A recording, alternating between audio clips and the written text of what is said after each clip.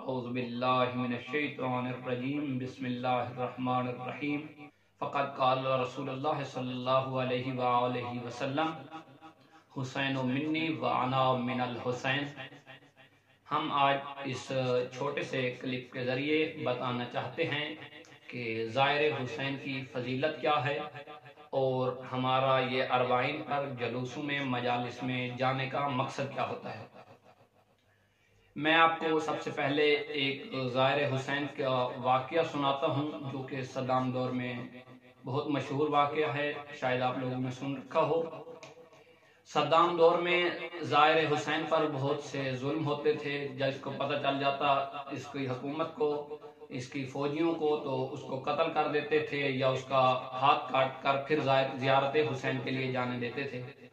لیکن محب حسین اس دور میں بھی باقی تھے۔ جب قتل کر دیے جاتے تھے یا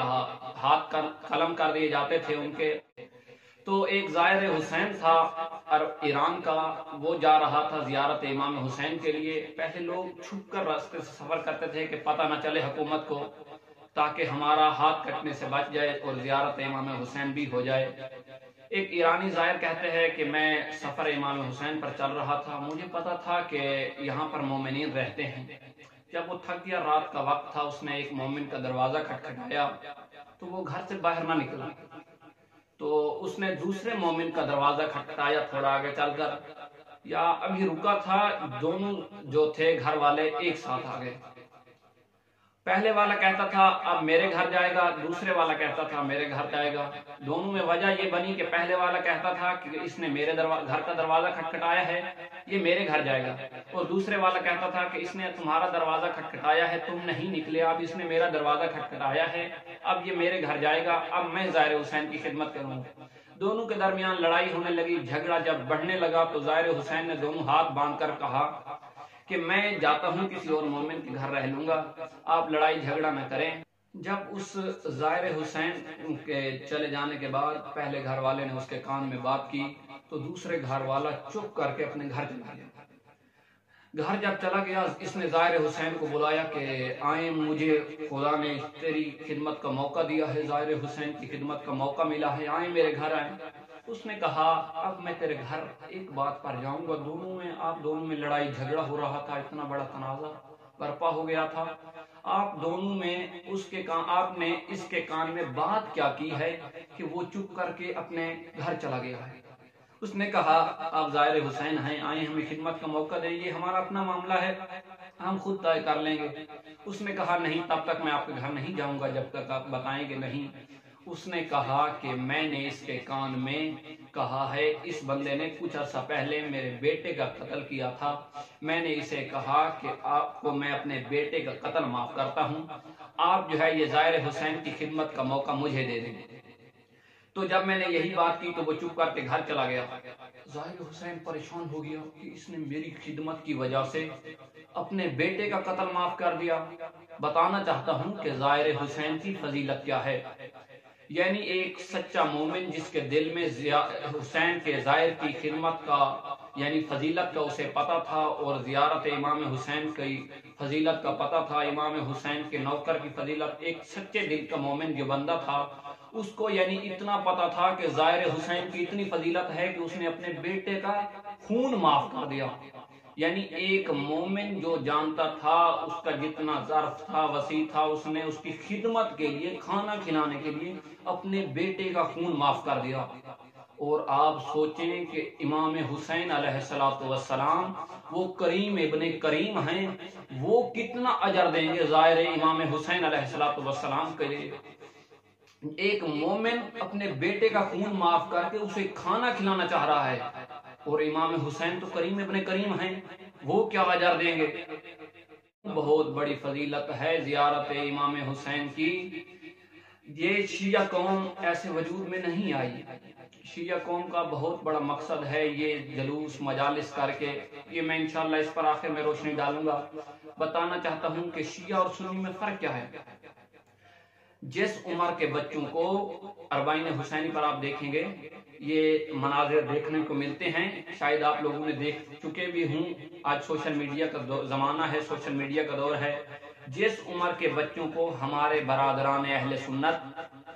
سکھانا شروع کر دیتے ہیں، کہتے ہیں کہ شیعہ کافر ہیں، شیعہ کافر ہیں، شیعہ کافر ہیں، کافر شیعہ، کافر شیعہ،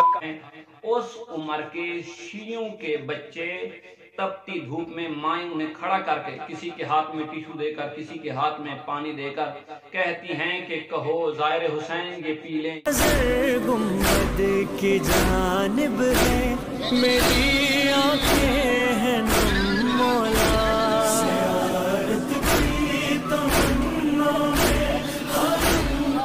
اور آپ تپتی دھوپ میں بچوں کو کھڑا کر کے کہہ رہے ہوتے ہیں کہ آپ اپنی زبان سے کہیں انا خادم الحسین، انا خادم الحسین۔ یہ والدین کی تربیت ہے۔ ابھی بچہ پیدا ہوتا ہے، مسلمان بنا نہیں ہے، انسان بنا نہیں ہے، مومن بنا نہیں ہے، فرقوں میں پہلے تقسیم کر دیا گیا ہے۔ ابھی بچہ اٹھا نہیں، پہلے بتا دیا تم شیعہ ہو، تم سنی ہو، تم دیوبندی ہو، تم بریلوی ہو، تم نے ماتم کرنا ہے، تم نے شیعوں کو کافر کہنا ہے، تم نے سبز پگڑی باندھنی ہے۔ ابھی بچہ اٹھا نہیں،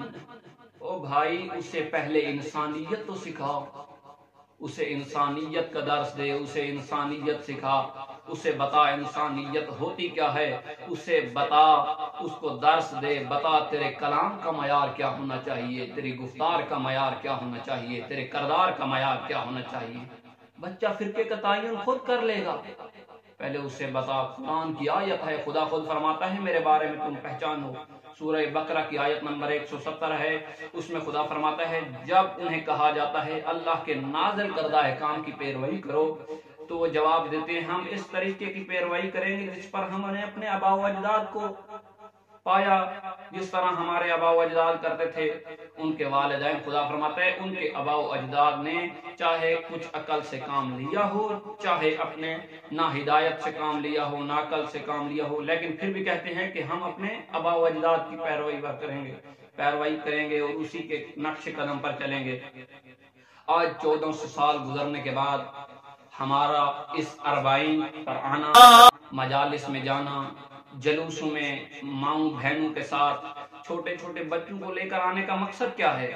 ہم جو اپنے بچوں کو لے کر آتے ہیں 1400 سال گزرنے کے بعد، ہم دنیا کو بتانا یہ چاہتے ہیں کہ ہم آج بھی حسین کے ساتھ ہیں، ہم پہلے بھی حسینی تھے، آج بھی حسینی ہیں، جب تک زندہ ہیں حسینی رہیں گے، چاہے ہمارے سر تن سے جدا ہو جائیں، یا یہ تو ایک جان ہے، ہزاروں جانیں ہوں تو ہم حسین کے نام پر قربان کر دیں گے۔ آپ جانتے ہیں ہم واحد مذہب ہیں جس کی شناخت کر کر کے مارا جاتا ہے، جس کی شناخت کر کر کے مارا جاتا ہے، جس کے واحد قوم ہیں جن کے قتل عام ہونے کا باوجود نہ ہماری مجالس میں کمی آئی ہے، نہ ہمارے جلوسوں میں کمی آئی ہے۔ پہلے اربعین کا جلوس فقط کربلا میں ہوتا تھا، نجف سے کربلا لوگ پیدل چل کر جایا کرتے تھے، یہ شیعوں پر ظلم ہونے کی وجہ سے ہے۔ آج کربلا فقط پیدل سفر نہیں کرتے، اب ہر ملک کے کونے کونے میں، پاکستان ہو یا لندن، امریکہ ہو یا ساؤتھ افریقہ، دنیا کے ہر کونے میں آواز آتی ہے لبیک یا حسین، لبیک یا حسین، لبیک یا حسین۔